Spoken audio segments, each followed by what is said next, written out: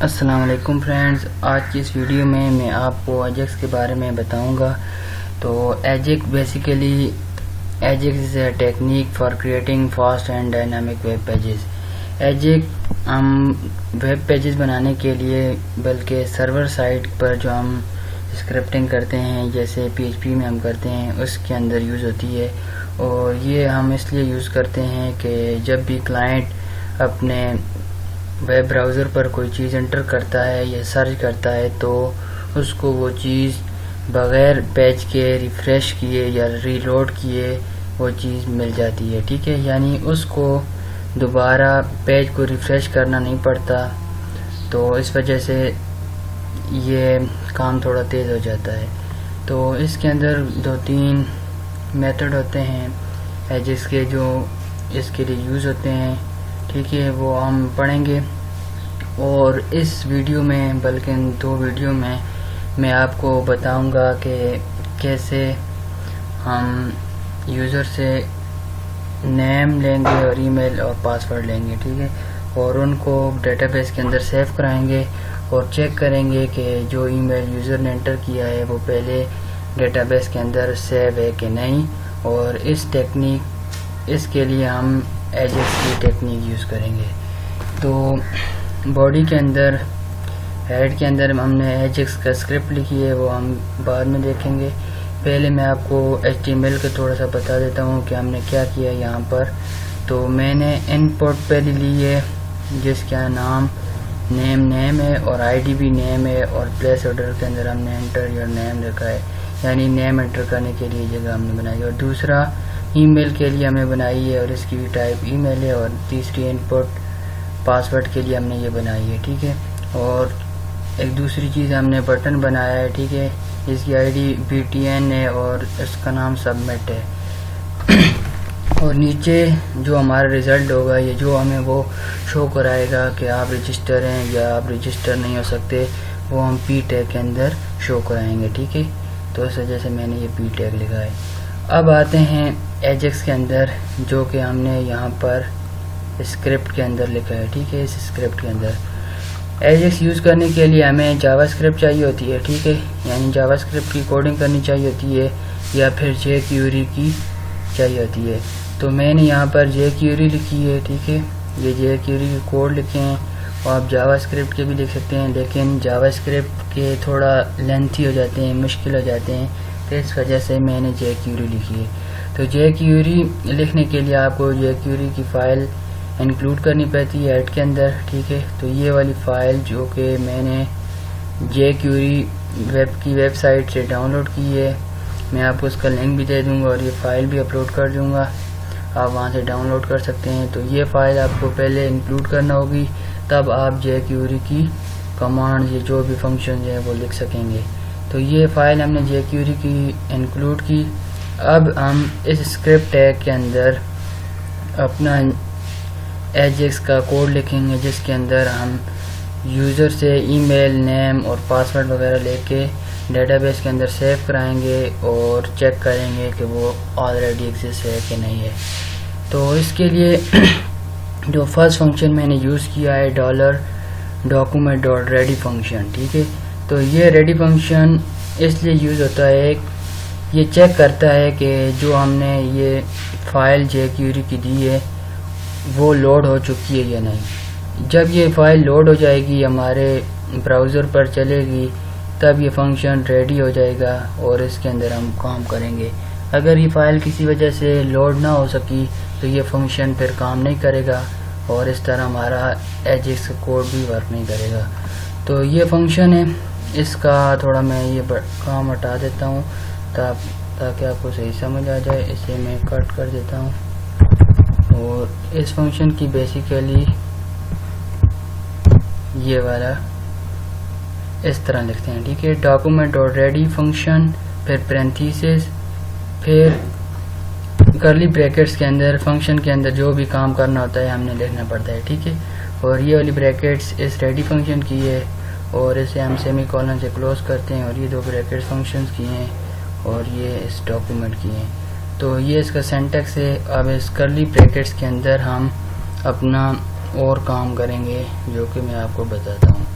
तो ये और काम क्या है, ये basically document dot ready functions jQuery का है, ठीक है। ये आपको चेक करके देगा कि jQuery काम कर रही है नहीं। अब दूसरा jQuery का हमने फंक्शन लिखा है डॉलर और /btn, ठीक है, डॉट क्लिक फंक्शन। इसका काम ये है कि ये चेक करेगा कि जो btn आईडी वाला हमारा बटन है वो क्लिक हुआ है कि नहीं। जब ये क्लिक होगा तो इसकी बॉडी के अंदर जो भी हम लिखेंगे ये वाला काम होगा, ठीक है। तो इसका भी बेसिकली ऐसे ही काम है, ऐसे ही काम नहीं सॉरी ऐसे ही सिंटैक्स है जिस तरह ऊपर वाले का था। ये देखें जैसे ऊपर वाला था वैसे ही ये भी है, btn डॉट क्लिक फंक्शन और कर्ली ब्रैकेट्स के अंदर ये काम होगा। तो अब इसके अंदर हम और कोड लिखते हैं। तो जब ये क्लिक होगा ये वाला बटन हमारा, तो हम क्या काम करेंगे, यहाँ से पहले ये वाली वैल्यू नेम, ईमेल और पासवर्ड को उठाएंगे और इनको यूज़र नेम के अंदर, यूज़र मेल के अंदर और यूज़र पास वेरिएबल्स, 3 वेरिएबल हमने बनाए ये वाले, इनको हम सेव कर देंगे इन वैल्यूज़ को जो भी यूज़र एंटर करेगा। तो इसको यूज़ करने का क्या तरीका है, ये jQuery की ये दूसरा एक फंक्शन मैंने लिखा है डॉलर और आईडी नेम, ये वाली जो आईडी है, ठीक है, यानी इस वाले इनपुट की आईडी डॉट वेल, ठीक है, ये वाला इसका फंक्शन है। इस वजह से ये ब्लू सा हो चुका है। तो इसकी जो भी वैल्यू होगी यानी इसके अंदर जो भी हम इनपुट करेंगे वो यूज़र नेम के अंदर आ जाएगा। इस तरह जो भी ईमेल हम इनपुट करेंगे यहाँ पर वो यहाँ पे आ जाएगा और इस तरह पासवर्ड जो करेंगे वो यूज़र पास के अंदर आ जाएगा। तो यहाँ तक हमारी वैल्यूज़ आ जाएंगी। अब यहाँ पर ये वाला जो कोड मैंने लिखा है 3 लाइनों का, ये बेसिकली अब एजेक्स का कोड है, एजेक्स का फंक्शन है। तो एजेक्स का फंक्शन क्या करेगा, इन वैल्यूज़ को लेगा, हमारी चेक email डॉट php हमने एक फ़ाइल बनाई है, ठीक है, यहाँ पर जो कि हम नेक्स्ट वीडियो में जैसे एक्सप्लेन करेंगे, और इस पर इन वैल्यूज़ को सेंड करेगा और ये वैल्यू सेंड करेगा, ठीक है, ब्रैकेट्स के अंदर, और जो भी वहाँ से रिटर्न होगा ये फंक्शन डाटा के अंदर वो सेव कर देगा। फंक्शन इसका सिंटैक्स है और डाटा यहाँ पर जो भी आप वेरिएबल नेम लिखेंगे, मैंने इधर डाटा लिखा है, आप कोई भी लिख सकते हैं, यहाँ पे डाटा के अंदर आ जाएगा और फिर उस डाटा को p टैग के अंदर डिस्प्ले करा देगा, ठीक है। तो अब मैं इसे बारी बारी एक एक लाइन एक एक लेटर से आपको एक्सप्लेन करता हूँ। तो एजेक्स कोड का सिंटैक्स ये है, फंक्शन का डॉलर आप लिखेंगे, फिर डॉट पोस्ट, ठीक है, आप यहाँ पर गेट भी लिख सकते हैं। यहाँ पर एजेक्स दो फंक्शन यूज़ करता है, एक गेट फंक्शन एक पोस्ट फंक्शन, ठीक है। तो जो आप पोस्ट अगर आपने किया तो फिर वहाँ पर PHP के अंदर भी पोस्ट फंक्शन यूज़ करेंगे गेट वैल्यू करने के लिए, अगर आपने गेट किया तो वहाँ पर भी गेट करेंगे। और एक दूसरा एजेक्स का अपना फंक्शन होता है एजेक्स, वो भी आप यूज़ कर सकते हैं, जो कि हम इसमें नहीं पढ़ने वाले हैं। आप पोस्ट करें गेट करें, इनका काम एक ही है, तो इस वजह से मैंने पोस्ट किया। फिर ये 3 वेरिएबल लेता है, ठीक है, ये पहला variable post function, first variable, ये सेकंड वेरिएबल कॉमा के बाद, यानी जहाँ जहाँ कॉमा आएगा ये फर्स्ट वेरिएबल यहाँ तक, सेकंड वेरिएबल यहाँ तक और थर्ड वेरिएबल यहाँ तक, ठीक है। तो फर्स्ट वेरिएबल के अंदर वो फाइल का नाम लेगा जहाँ पर उसने वो डाटा सेंड करना है, तो check email dot php file का नाम है, इसी फोल्डर के अंदर जहाँ पर हमारा ये जहाँ पर ये हमारी फाइल बनी हुई चेक email डॉट html, तो यहाँ पर चेक email हमारी फाइल होगी PHP की, यहाँ पर सेंड करेगा। और वैल्यूज़ क्या क्या सेंड करेगा, पहले वैल्यू के अंदर वेरिएबल का नाम होगा, ठीक है, नेम जो कि मैंने दिया, आप कुछ भी दे सकते हैं, नेम मैंने दिया, फिर कॉलन के बाद उस नेम की वैल्यू हम देंगे।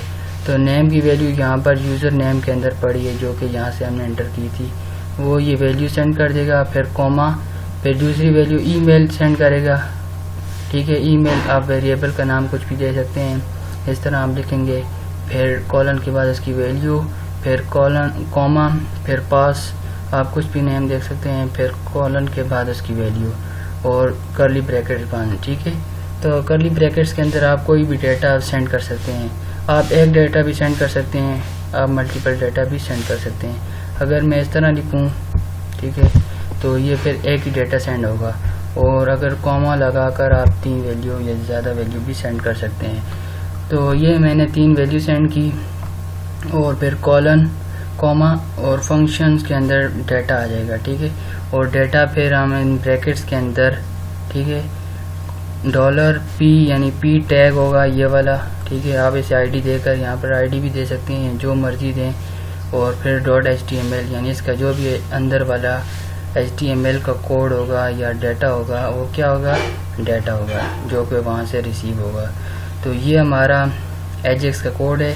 अब हम नेक्स्ट वीडियो में देखेंगे कि वो डाटा वहाँ पर कैसे जाता है और कैसे रिसीव होता है, फिर कैसे डेटाबेस के अंदर सेव होता है, और हम यूज़र को बताएंगे कि हमारा डाटा पहले से सेव है कि नहीं।